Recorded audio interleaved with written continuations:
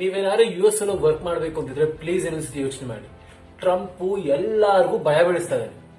Microsoft, Google, ಎಲ್ಲ company, tech companies ಎಲ್ಲ US ಅಲ್ಲಿರೋ ಕಂಪ್ನಿಗಳ ಒಂದು ಮಾತು ಹೇಳಿದ್ದಾರೆ, ನೀವ್ ಇನ್ಮೇಲೆ ಅಮೆರಿಕ ಫಸ್ಟ್ ನೋಡಿ, ಇಂಡಿಯಾ ಫಸ್ಟ್, ಚೈನಾ ಫಸ್ಟ್ ನೋಡಕ್ ಹೋಗ್ಬೇಡಿ. ನಿಮ್ದು ಪ್ರಾಫಿಟ್ಗೋಸ್ಕರ US ನ ಮರಿಬೇಡಿ ಅಂತ. ನೀವೇನಾದ್ರು ಮಿಸ್ ಮಾಡಿದ್ರೆ ನಿಮಗೆ ನೋಟಿಸ್ ಅಲ್ಲ, ಕಂಪ್ಲೀಟ್ ಡಿಪೋರ್ಟೇಷನ್ ಮಾಡಿಸ್ಬಿಡ್ತೀನಿ ಅಂತ.